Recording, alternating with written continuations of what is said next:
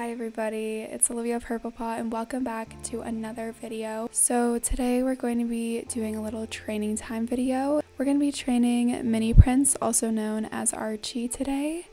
So the theme of this video is going to be Star Stable nostalgia because I love reminiscing on the old SSO. It's honestly one of my favorite things to do when I play this game. Like, I'm definitely the annoying old player that just always talks about old Star Stable and how it was better. But here's a hot take. I think old Star Stable felt like it was way better. I think in some aspects old Star Stable was better, and I can dive into that in a different video if you guys would like, but for the most part Star Stable has to update their game to attract newer players whether we like it or not. So I think it also just feels like old Star Stable is much better because I was way younger when I first started playing the game, so of course this game felt bigger and better, as a lot of things do when you're little. It's kind of depressing. I do wish Star Stable did leave some of their uniqueness. Look at this owl.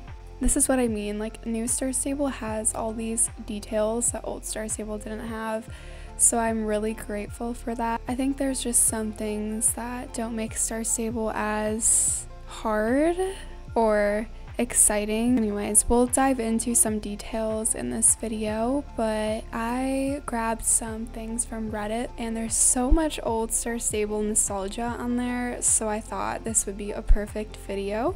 First, I want to talk about my old Star Stable memories that these posts don't really touch up on. I more specifically want to talk about the old glitches. Back in the day, doing glitches on Star Stable was like the coolest, most entertaining thing. There was one, okay, what am I doing? Okay. I'm stuck, so if anyone would like to help me. Come on, Archie, you can do it. You're a little pony, but you've got big dreams. Okay. What am I supposed to do exactly? I do not want to call for pickup. Oh no, go, go, go. Yes! One glitch that I remember is jumping on top of the Silverglade Village retaining wall. Another glitch that I just remember so well was, it's kind of hard to explain, but basically there was this rock at Fort Pinta and you would position your horse just perfect on the rock and then you would dismount and then you would run away from your horse and it would launch into the air, and it was like peak comedy. It was so funny. Everyone in Star Stable was doing it. It was always hilarious when you would just be like running around on Jorvik and you run past Fort Pinta and you just see a bunch of people, random horses just sitting on a rock, and then you see all the little characters running away from it and then seeing them fly into the abyss of Star Stable. Like, it was a good time. I used to have an old Star Stable blog with my very first club, and I know I did a post on the glitch, so I'll try to find it. Okay, now let's get started with the Reddit posts. Does anybody remember the excitement of waking up on a Wednesday morning for update day, immediately turning on your computer, checking the news, and logging onto the game? Either that or being at school and chomping on the bit to go home and play the new update. Now I don't feel any excitement at all. I miss old Star Stable. This, I feel like, has a lot to do with being younger and playing this game, and when we grow up, unfortunately, I feel like that excitement leaves. I still do get excited for the big updates. Like, I was pretty excited for Hollow Woods. I was pretty excited about the new characters, even though I didn't really like the new characters when they first came out, but they are growing on me, I will admit. Although one complaint is we look massive on ponies. Like, I don't think I should be riding this horse right now. But yeah, I do remember when I was in middle school, I would go on my iPod Touch and look up Star Stable news. I would look at the news and refresh it on Wednesday, and then I would be at school sitting at my desk shaking with excitement and looking at the clock and counting down the hours left of the day so I could run home after getting dropped off from the bus and log on to Star Stable for the rest of the night. Those for sure used to be the good days. One Star Stable update that I think I would be super excited about would be the release of paddocks and pastures instead of the abyss of pages of our horses that are in our stable currently. I think I would be just as excited for that update as I was when I was a little kid for every single Wednesday update. So this post has quite a lot. The first bullet point says, oh my gosh, I'm gonna die. The old stable and how you can basically send your horse on vacation. That used to be called Horse Island, and that was when you could only have 10 horses in your stable at once, which was such a pain. You felt better about sending horses away because they went on this little vacation. I remember that struggle. And then I also remember the struggle of when you would buy a new horse and you would forget that you already have 10 horses in your stable. So then you'd have to go all the way home, pick a horse, and spend star coins or Jorvik shillings and send it off to Horse Island. Honestly though, that was way better because before Horse Island we could only have 10 horses, so that would mean I would have to sell a horse if I wanted a new one, which is crazy, and I'm so glad that's not a thing. Otherwise that would be the dumbest thing ever. I honestly don't think I'd play Star Stable if that was a rule. This is my least favorite true training. I hate this one. I'm doing so bad. If I fail it, oh gosh, you guys, I'm gonna fail it. I just know it. How did I even do that? Let's be honest. Also, I really hope you guys cannot hear my computer because lately I've been noticing my videos have been interrupted by the annoying fan. It always sounds like my computer is gonna take off in my videos. I always say that. Okay, let's read the next bullet point. So it says, just in teaching you how to jump, I remember I had to go around jumping obstacles in the pony race. Okay, that I do remember that. I was literally just thinking about this. That's one of the things where I'm like, Star Stable lost its like magic of earning things. Like, okay, when you weren't a star rider, it honestly sucked because you couldn't jump. I would get so frustrated, but the excitement of getting that jumping quest couldn't compare to anything. But obviously Star Stable took that away, which I see why they did, but you know, I don't know. It was a fun quest and you felt so happy afterwards. And then, yeah, when you were a non-star rider, you had to dodge every single jumping obstacle in any race, which was so annoying. Next bullet point is the coulters. Oh my gosh, I miss the coulters. If you guys don't know who the coulters are, which you probably do, they were, I think they were in Dino Valley when Dino Valley first was released. You had to earn all of this reputation with them in order to buy the Fjord horse, which, see, this is also what I mean by Star Stable. Like, I miss how some tasks were kind of hard to achieve, and I know we have like the fireflies now and stuff in Valedale and more gameplay focused things, so I really like that. But I remember working so hard on doing reputation so I could get the fjords, and when you bought the fjords you felt like you were the coolest person because it was kind of difficult to get them. It wasn't, I guess, difficult, more so it was just a lot of time and consistency. I miss the fjords. I'm so sad that Star Stable just took them away. Right? Did they even announce that they were taking the fjords away? I really don't think they did. Ugh, so rude. I'm just kidding. And then, oh my... This is why I can't read and do a race at the same time because it just doesn't work for me. The old loading screen with the orange cat, yes, everybody knows that. I feel like we always talk about the old orange cat and we want him back. He used to say tips, and I think he also kind of gave instructions on gameplay. I don't know. I miss him though. And then having to wait for the bus, yep. I was talking about that before, how you had to buy a bus ticket and you had to be on time or you had to wait for the bus, so it felt like real life, and I miss that a lot. I swear I'm just so unlucky with those things, so I definitely was always missing the bus, and it was kind of very irritating but fun at the same time. OMFG, all the blue blobs on the mini map. That was kind of a tongue twister. The blue blobs used to be dailies around Jorvik, and then there was yellow blobs for quests. Okay, these are from the same person. So when horses had a mind of their own, they would start to slow down if we didn't keep hitting the forward button to keep them in gait, which looking back on is heck a realistic feature. Yeah, when I stopped playing for like... Oh my gosh, it's Sarah Dawn Night. There's no way. Anyways, yeah, when I stopped playing Star Stable for like a year, I didn't realize that they changed this feature, so I just kept on continuously pressing the W key, not knowing that I didn't need to do that anymore, but out of habit, I still do that. Like, I'm still pressing my W key consistently when I'm racing. Archie looks so freaking cute right now.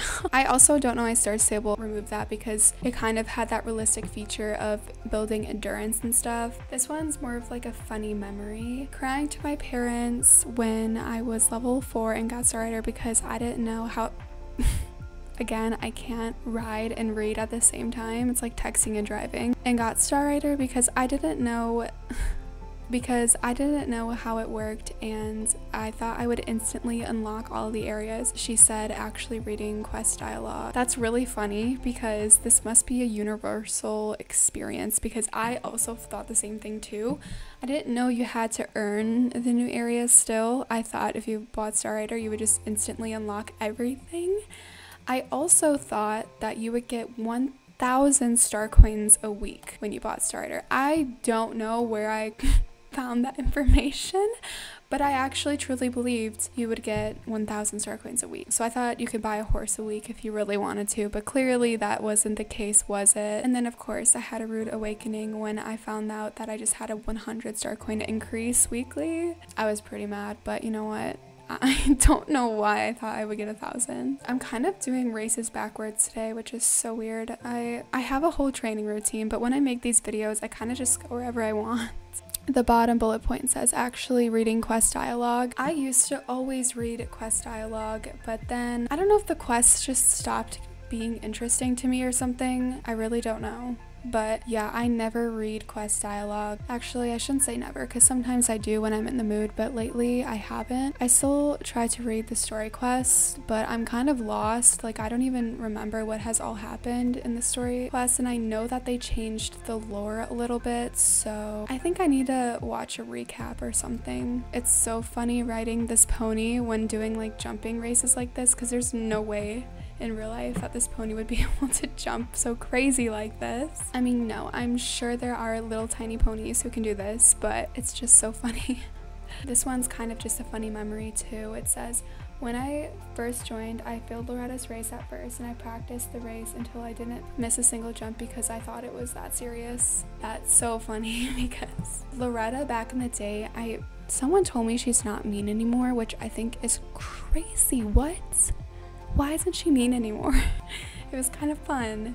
But anyways, Loretta was like the mean girl, and I wanted to impress her, so I wanted to make sure I did the race pristine so that she wouldn't have to yell at me and that she could just be like jealous of me instead of hating on me all the time. But obviously that's not how it works, but that's definitely what I thought. This one says stable door launcher, and when owning a Frisian made you cool. Star Stable actually used to launch straight out of a website. Like, you would have to go to starstable.com or whatever and log in, and then the game would launch from a website. The stable doors would open for you, and it was like a whole thing. It just made the whole experience of logging on to Jorvik much more magical than it is now, but whatever. I mean, obviously it's a good thing Star Stable isn't launched from a website anymore because it's such a big game. Also, yeah, owning a Frisian made you like the coolest person ever. I briefly talk about this in some of my videos, but I'm pretty sure you had to be level 12 back then to purchase a Frisian, and being level 12 was actually one of the higher levels back in like 2013 whenever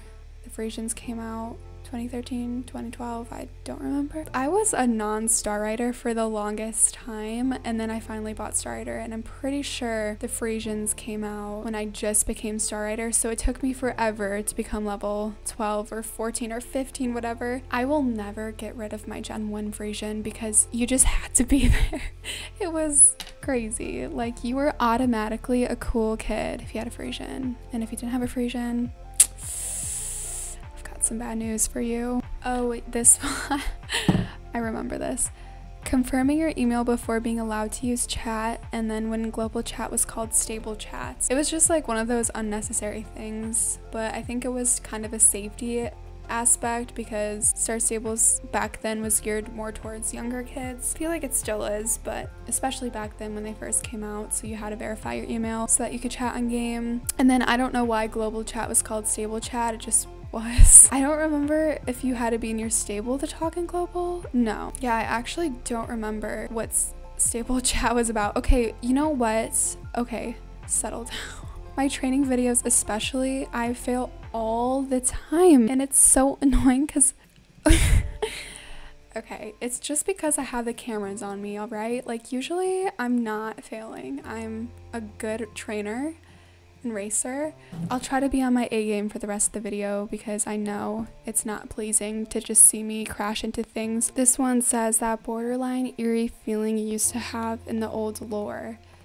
Yeah, that's what I was talking about. It's like the old Star Stable story quest especially had this eerie feeling, like it was kind of mysterious and a little bit scary. I mean, at least it was to me when I was little. And now I don't know. And it's not even that interesting anymore. Like I used to be so invested in Star Stable. I used to be so invested in every single one of the characters. It was a whole thing. I love how they updated all of the NPCs. She's riding an Ardennes horse. Look at her go.